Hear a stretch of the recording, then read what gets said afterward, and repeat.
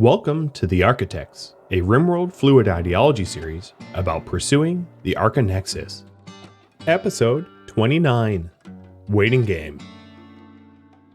To briefly recap last episode, we made it a point to try to house the prisoners, which will negate a lot of the berserk mechanics when they have berserk mental breaks.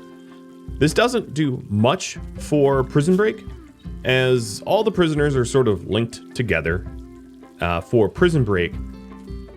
With that said, it might be possible to install some turrets and the like to aid me in the case of a Prison Break. So I'm going to move some of the turrets that I have down here, maybe just 2 of them. I don't need a lot of turrets, just a few could be effective, to help suppress any possibility of a Prison Break from these prisoners. The focus of this episode is going to be to try to invest more time and resources into my trio and push our goals ahead, acquiring more wealth. One thing that I will try to do periodically throughout the series is to show you the wealth graph so that you know how I am tracking towards my 350,000 requirement for the Archonexus. So I'm at about 210,000.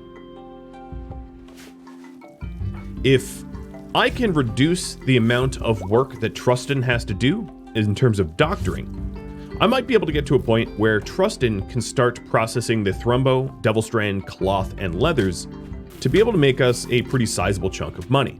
The same can be said for no luck with art. Using these 2 methods, it might be possible for us to actually get our wealth spiking pretty good. And then we'll just have to address the last remaining requirement of being allied with West Hinia. The reason I haven't pushed towards an alliance with West Hinia just yet is our natural goodwill range is -40. So every season we're going to push closer to -40. So it's probably best to do this in one big lump sum, putting all of our efforts in getting our reputation up right when we're ready to pay the 350,000.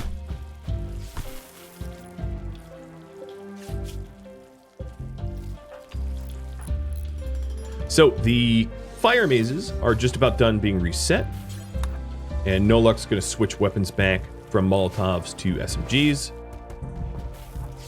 spending a whole lot of effort in feeding and patching these prisoners up. And another thing that I wanted to do is to change the food restrictions. So I'm going to delete some of the unused food restrictions that I'm not really using, as they are now added in, and go to NPM and make it actually just nutrient paste again, so that all of the slaves and prisoners will be given nutrient paste meals only, and then also go through the prisoners and make sure that they don't get meds.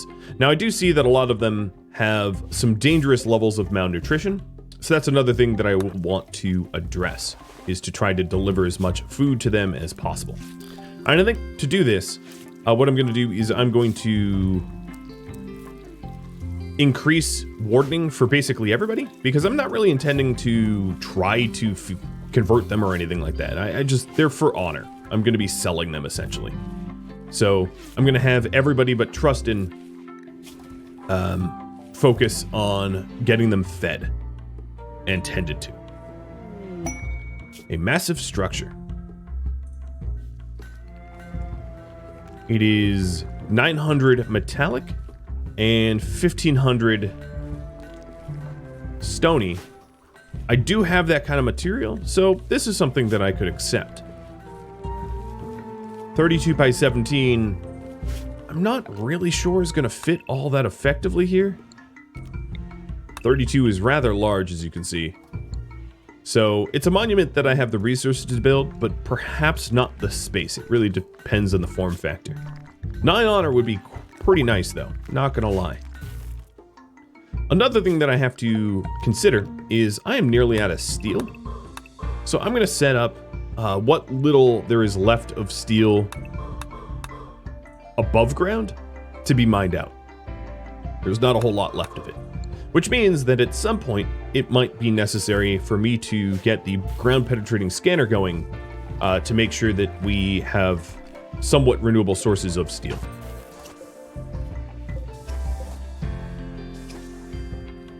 So we got some turrets sitting right outside of their doors, making sure that they behave. If I take a look at the needs here, most of them have been fed because I've increased the amount of wardens that I have.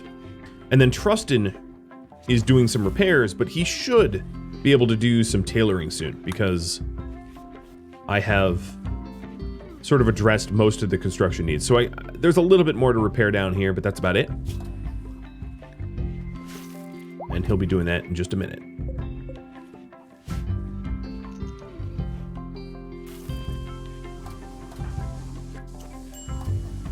So at this point, I would say I'm very much at the mercy of the storyteller. Whether or not the storyteller sees fit to deliver me a favor caravan or not. I hope, but I'm not going to hold my breath. So something else that I wanted to check in on is if any of these slaves, or prisoners rather, would make particularly good slaves. I'll try to denote it and make sure that they get recruited if in fact they would make good slaves. So a quick sleeper who is kind with no health problems, Borduno would be a good slave. Probably not someone, these are great traits, but not someone that's brawler with a passion. That would be a dangerous slave to have, I think. Are you guys ripping each other's... Oh, yep. Ripping fingers off. Yeah, having another farmer would be pretty nice. So probably only Borduno is going to be considered, and everybody else is not. So here, Trustin is doing some of the last of the repairs. And we'll patch these guys up, get them fed. Cheddar has converted. So I think once they convert, I am going to do no interaction. I don't think I want to tie up my wardens in this way. We'll convert them, and at this point I would even say converting is maybe not even necessary, so let's do a no interaction for everybody but Borduno, who is the only one that we're considering recruiting, and that will free up our wardens to do other things, because Sven is not going to be able to do any research if he's stuck playing morale converter.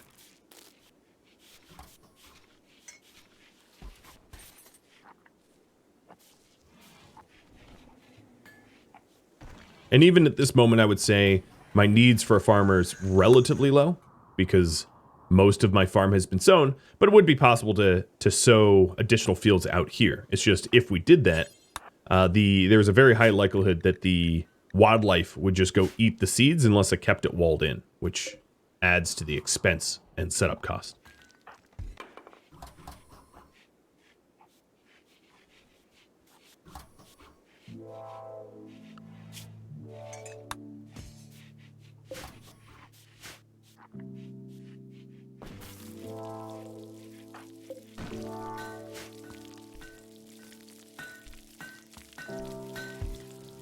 I don't particularly like the idea of sending Bunny away on a trade caravan, but we do have a lot of weapons that we don't really need, and drugs, and even some clothing.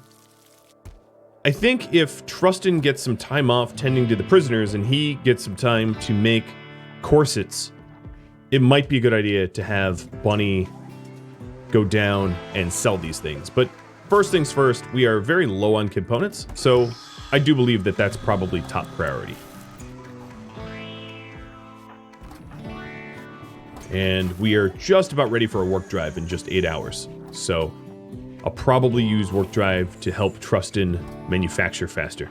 I can also hit No Luck's production command, and then allow No Luck to spend more time doing art rather than wardening, so that they provide each other production command benefits.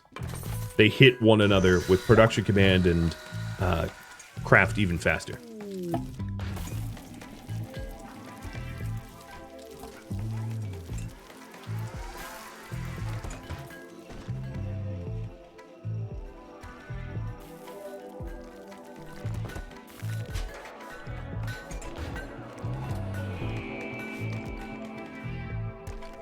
So So let's check on break intervals. So we've got about a 60-day break interval. Some that are wounded are a little bit higher.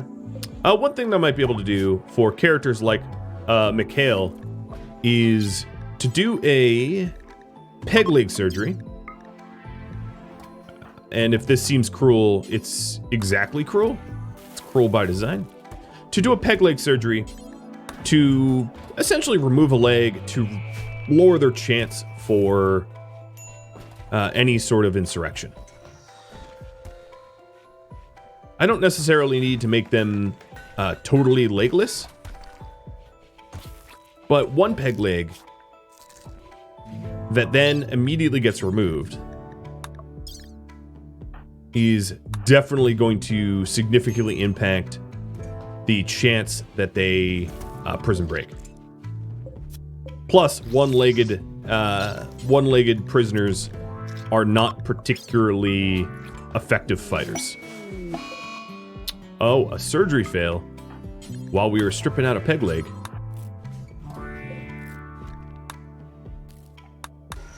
And no luck just made a masterwork. Nice. Masterworks like these help to boost our wealth a bit.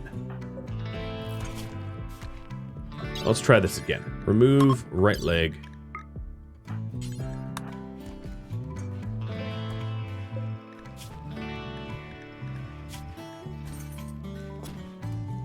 And all of the most dangerous prisoners, the ones that are really good brawlers, I'll probably end up messing like this. Mikhail was particularly dangerous because of jogging.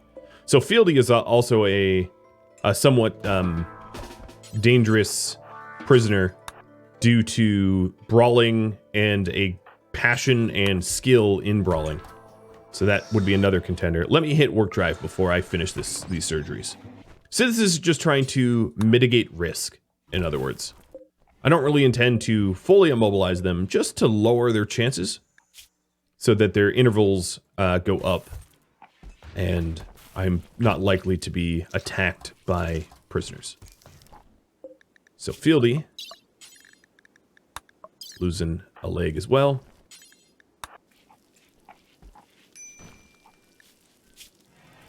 And for this massive structure, the punishment is relation drop. I think I'm going to accept it for Bunny anyway.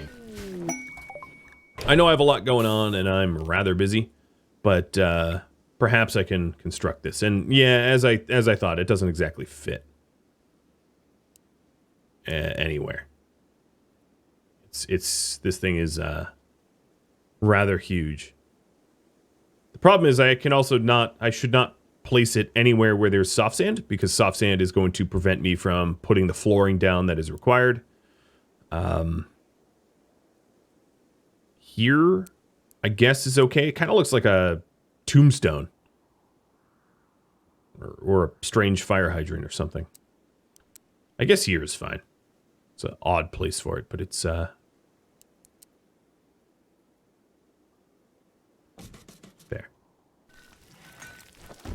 That will work.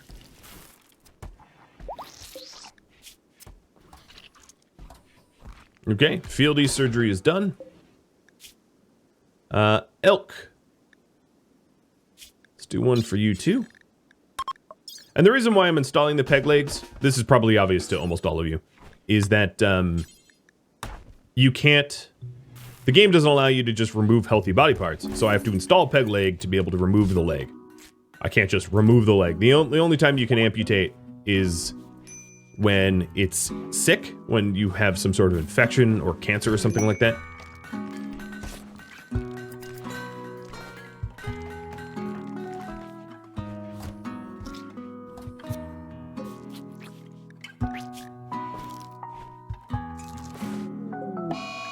Surgery failed. Oh, that is some deep cuts.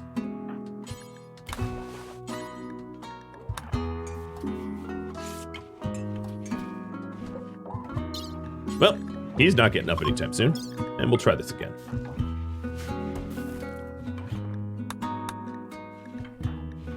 Okay, Sven's been working so long that he's starving, so I'm going to let him off the hook for a bit. Trustin has been making sure that we have our tribalware and the like for the slaves. And then eventually we'll get down to the corset queue.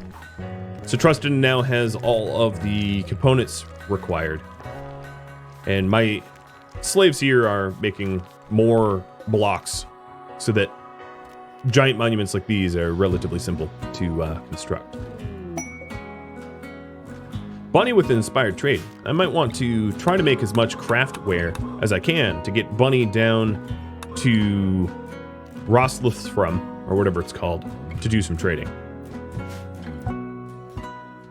With the inspiration, I could get some pretty good price. So, I have 8 days left to be able to do that.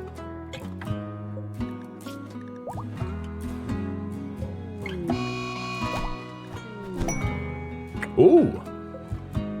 Zigo just beat... So what ended up happening here is the surgery fail did some pretty terrible damage to the torso. And then when you mixed the damage to the torso with the punch that Zigo landed, it was fatal.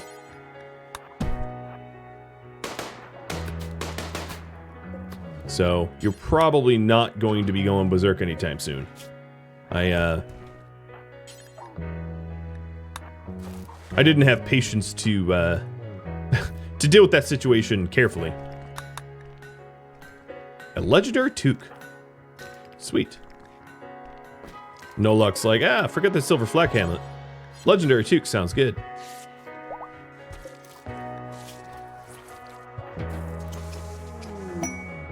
Okay, well, we do have a corpse here. That's going to be a bit of a problem, so let's create a dump stockpile here just to move the corpse out. Neither No Luck nor Trusting can haul, but Slave 1 can haul.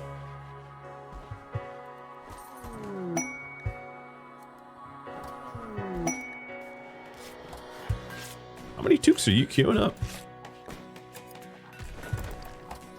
So as we are heading into the winter, obviously people are going to prioritize toques over whatever they're currently wearing on their head. A little worried about trying to get food yield out of this farm because the temperature growth multiplier is really hurting the crop yield, but with any luck, it'll happen.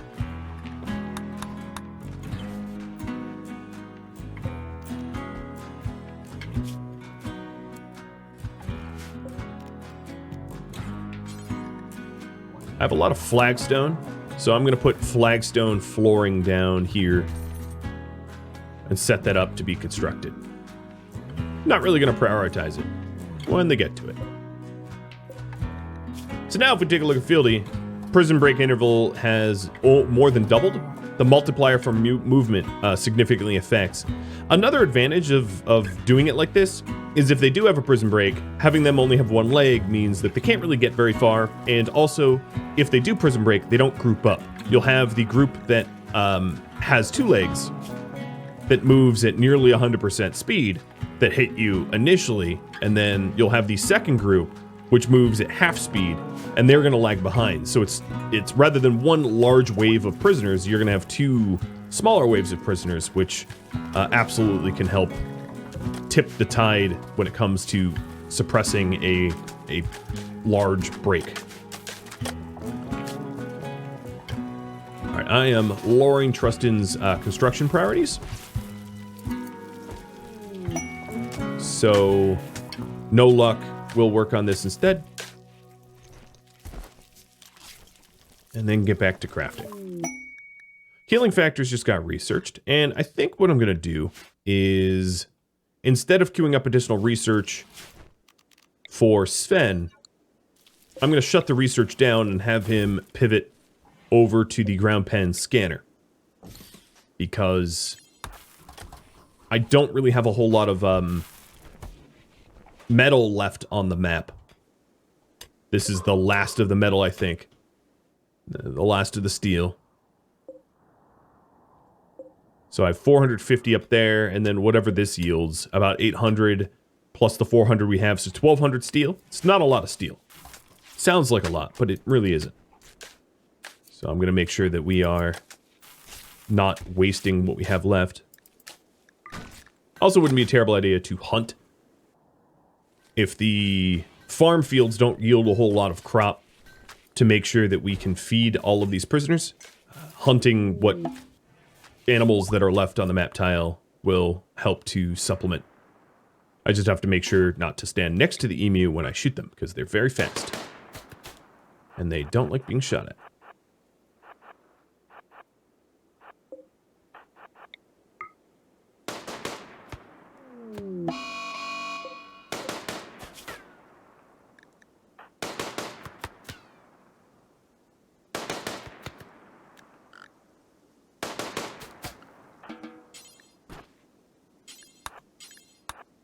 All right, not bad.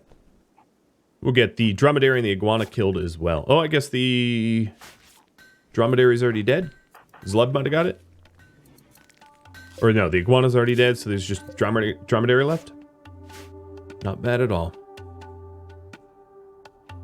Another thing I might be able to do is to turn on the smelter again, and then freeze one of these stone cutting tables so that the slaves that have been stone cutting for sandstone will start to do slag, because there's plenty of slag on the map tile, and that will help yield some steel as well. I'm not like almost out of steel or anything like that. I just think it would be a good idea for me to make sure that I have plenty. We also have a exotic goods from West Henia.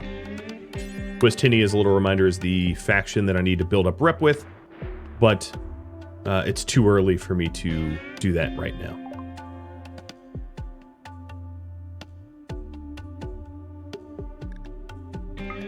So an insanity launcher and a triple launcher are kind of nice weapons to have, and I could sell the thrumbo. The Archotechs would be incredible, but it's also really expensive. I'm gonna do it. I'm just gonna pull the trigger on it. Yeah, it's most of my money, but money well spent, I think.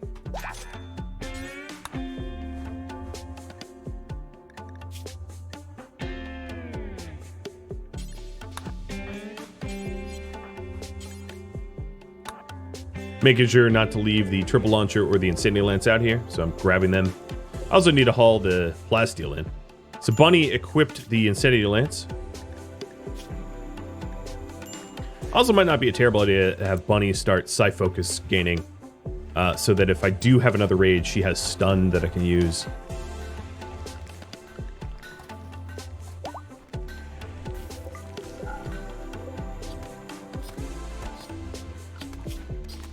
Looks to me like these prisoners are getting fed at least a little bit.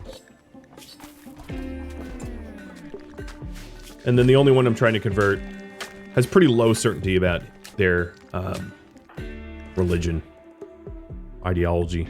So Bunny, let's install the I in you. I think, given that you are our primary shooter, it makes sense. And I'm going to have Trust him do the surgery because he has a work drive, so he's going to do the surgery really quickly.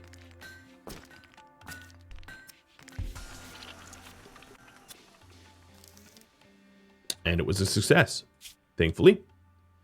So the advantage of an Architect eye is that when you take a look at shooting accuracy, which is here, shooting accuracy is heavily impacted by sight quality. So an Architect eye is obviously going to make Bunny a lot more accurate.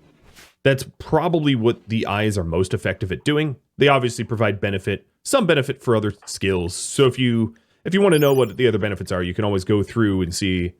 It would be better if I pick someone that is not incapable of work. So you can see how these skills are affected. So, for instance, general labor is affected by sight, but only for a max of 100%, which means an Architect eye over a natural eye that doesn't have cataracts, not cataphracts, wouldn't provide a benefit. Same with mining or a lot of these tasks. Almost all tasks, sight is important, but doesn't allow you to go above the maximum of 100%. Some allow. So medical tending, for instance, allows sight up to 140%, or medical tend speed to 130%. But what is most impactful, in at least in my opinion, is sight for shooting accuracy, which is impactful up to 200%, which is, I believe, the highest.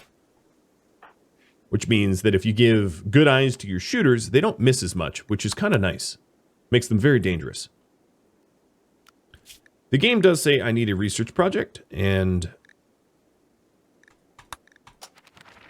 it wouldn't be a terrible idea to start investing in bigger guns.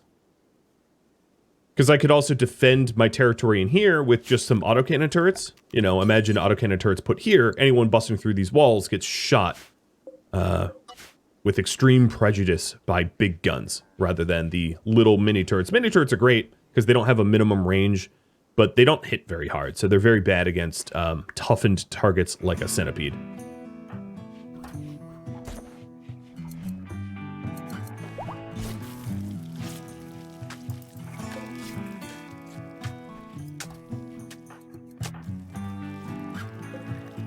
Is there any more that I need to disable? There's a lot of very combat-capable prisoners in here. Like, look at Kelly. Oh, man. Taking him down was a feat. Some more legendary work that we could sell.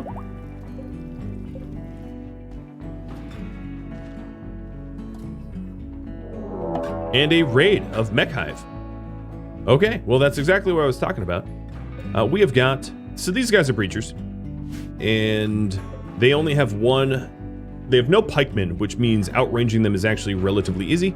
So let's go ahead and rally all of our shooters to quickly react to this. So Sven, Bunny, unfortunately Bunny is still woozy from the surgery, so I really hope that she doesn't have a anesthesia wander. That would be really bad. Trustin, no luck, and Zleb.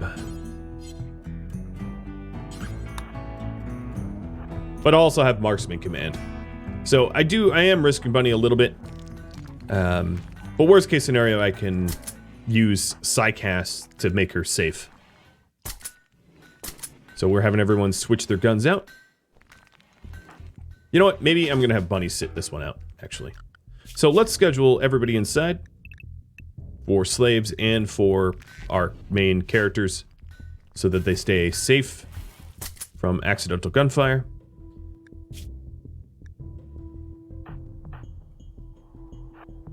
And we're going to want to snipe that breacher. I don't know if the breacher's going west or south.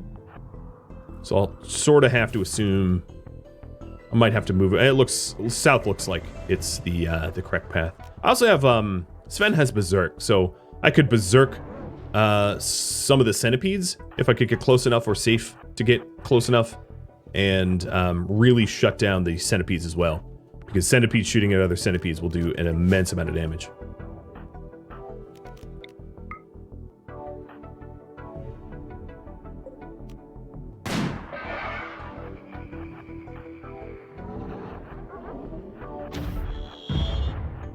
So here what I have is Sven closing the distance to do some berserks, while the rest of the group snipes the thumper, the termite. Here we go, another berserk. So sitting in the pocket here allows me to hit berserks, and then that's probably enough berserking. I'm gonna rejoin the group, and let's take out the lancer who moves the fastest. Oh, it's already dead. And then the termite as well. This should be a relatively straightforward fight. I just hope that the slaves behave while I'm out here. And we have cougars migrating. Okay. I take it back. Let's have the Mechanoids fight themselves a bit more.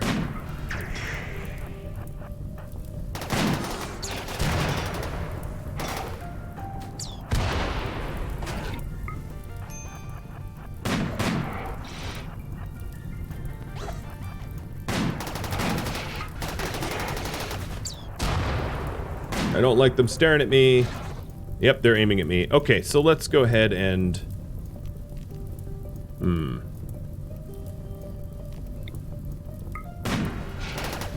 Just chaos skip. I didn't know where I was going to skip to, but anywhere is better than getting shot at, right? Mass chaos skip is a very expensive skip, because obviously it's it's heavy psycast cost. Only to skip one person, but better safe than sorry. Imagine if I had gotten wounded or something, that would feel really stupid. All the slaves right now are just idle, because I did force them inside. I don't really want them getting shot at from this group, so that's fine. And Bunny, oh man, I was really prescient. She just had anesthesia confusion, which meant if she was fighting with us right now, she would be wandering around, potentially getting killed. So, yep, definitely wasn't worth the risk. So if these guys are breachers, I really only need to kill these centipedes with heavy charge blasters, because the Inferno breachers can't really breach. They don't really have the ability to damage my stone walls. They could burn the steel doors, but they're not smart enough to differentiate targets like that.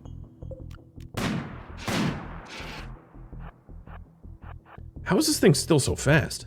I guess we've not been hitting it in its movement center.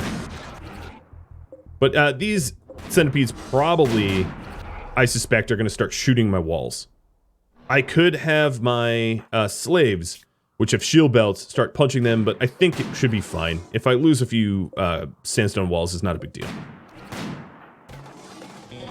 Oh, good, and that one dropped 21 components.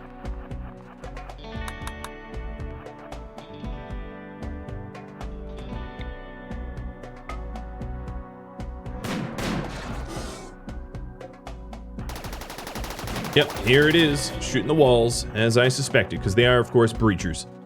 So they travel to their breaching spot, and then they breach. That's pretty much all they want to do. But there's only one centipede left, so this is going to be easy to clean up. I would say at this point, these slaves can go back to the slave zoning, and everybody else to unrestricted. Because we are done. So the other important thing for me to do is to switch back to heavy SMGs, because they're a lot more effective when I'm dealing with anything but centipedes. I feel like I'm missing a heavy SMG, though. I only see 3 there.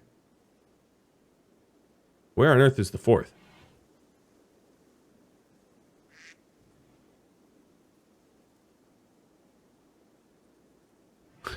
I don't know.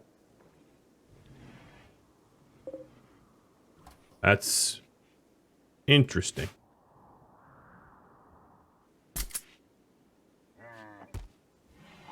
Oh, because it was a charge rifle. Yeah, that's what it was.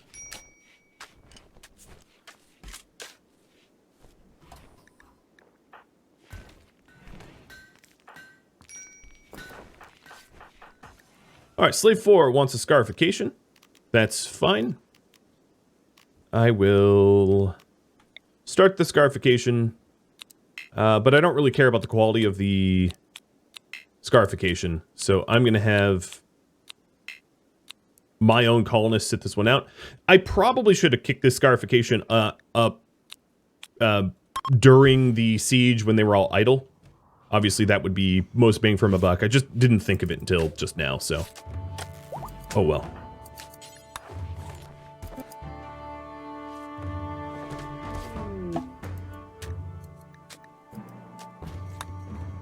Another thing that we could try is for Bordueno, a conversion ritual. That's another possibility. Trying to convert him that way might be pretty effective.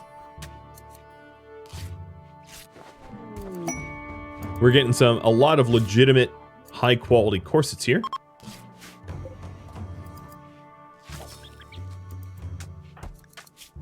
And there you are, your scarification. Hope you're satisfied.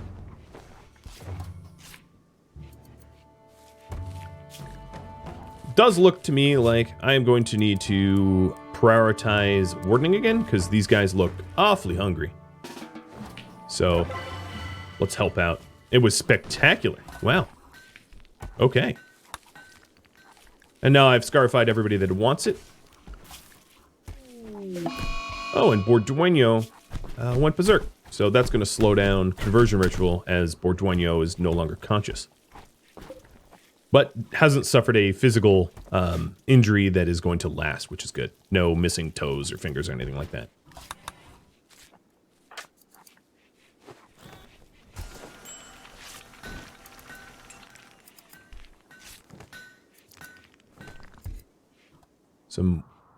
Almost all of the Mechanoids have been pulled in. The stack of components hasn't. That's something worth... Lucid, how about you go do that? Something worth doing on purpose. And then maybe when Bordueno regains consciousness, we'll have Bordueno convert ritual. Trade with Rhadamant. 2 bionic ears for 10 honor? Yes. Yes, yes. So, there's a shortcut here.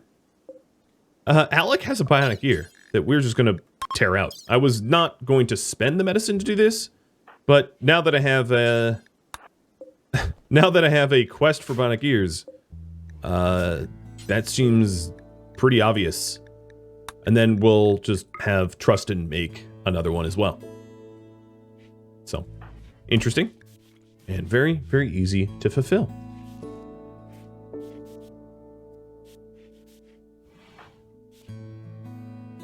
And there it is. We already did it. That's great. And then Trust will make the last one. And then that's the trade with Rhadamant.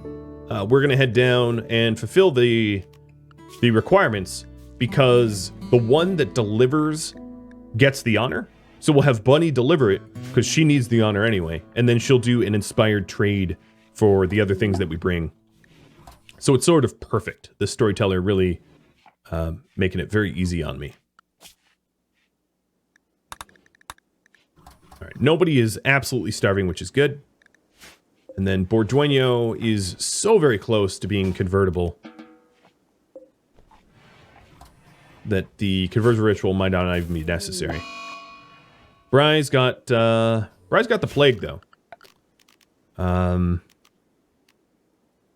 So the problem with that is that means I can't really use him to do a trade caravan.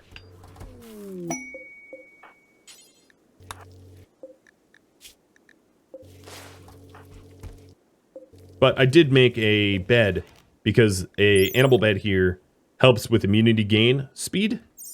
So Bryce gets his own little donkey bed, trying to help him to recover from the plague.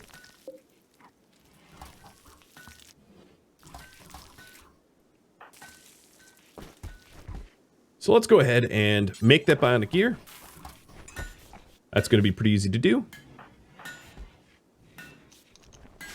And then perhaps still go on that trade caravan just without Bryce. Just have Bryce sit this one out. I feel like I just tended that plague. Well, what's going on here? Didn't I tend to you just like literally moments ago? There we go. I don't know what that was. Oh, maybe Bryce had some other health condition that I was tending to. I'm not even sure. It does seem strange to me though.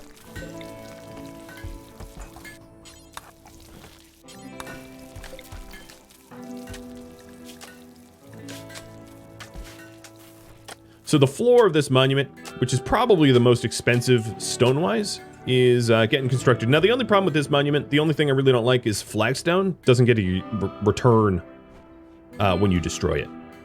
So once this monument is done, there's not much of a reason for me to strip up the floor unless I don't want to have to clean it or something. I don't know.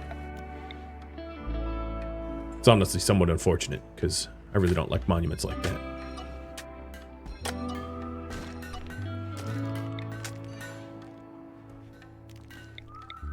Now that this fire maze has been rearmed and fixed, let me remove the home zone here, so if I do set it on fire again, the game isn't going to throw warnings about me trying to, you know, put that fire out. The bionic ears are done, so Trustin, I'm going to take you off of warden duty and see if you can't make me a few more pieces of clothing. Perhaps what could happen is if Bryce recovers from the plague fast enough, Bryce can still help to deliver the bionic ears, not that they're heavy, but also all of the clothing that I want to sell. Ooh, some hyperweave, some very rare textiles falling from the sky. So all of the overland steel, all the non-underground stuff is totally searched now. Sven is very busy, but has done a little bit of ground pen scanning, just not a whole lot of it. And oh good, our air conditioning's on fire.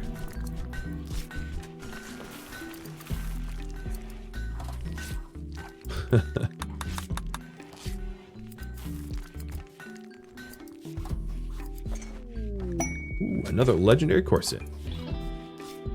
I do hope that there's a pretty penny in it for me at the end of all this labor.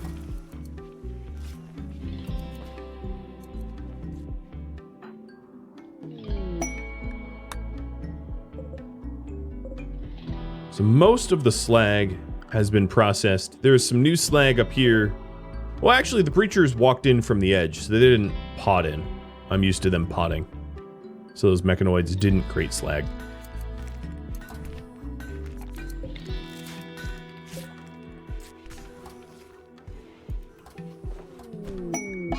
And the lobster gone berserk because he's a pessimist.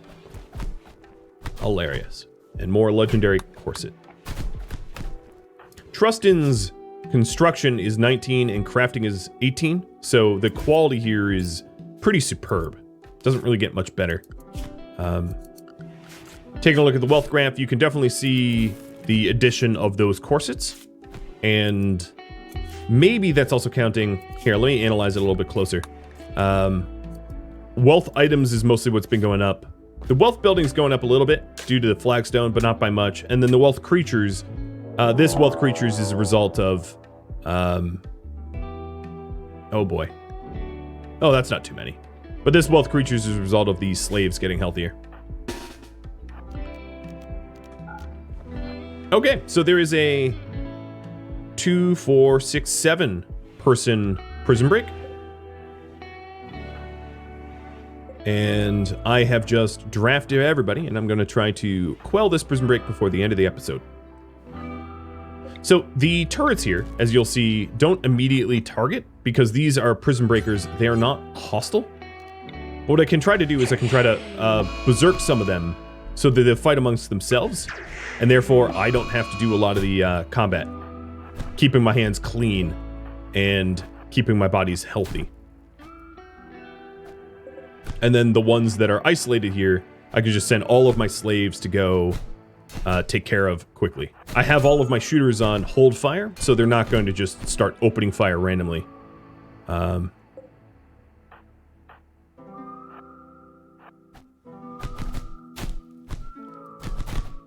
And then, of course, there's the huge safety in numbers here.